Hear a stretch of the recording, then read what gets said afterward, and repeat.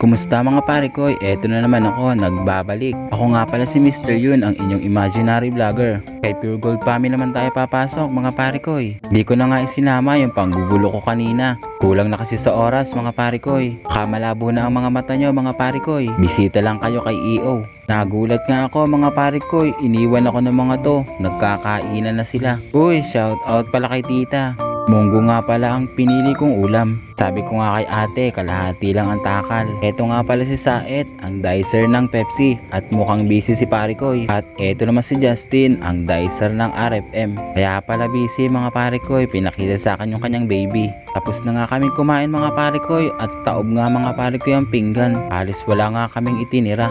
Tapos na nga ang oras mga pare ko at kailangan magbalamig sa mall. May palaruan nga mga pare ko ng basketball. Gusto ko sanang maglaro kaso kulang na sa oras.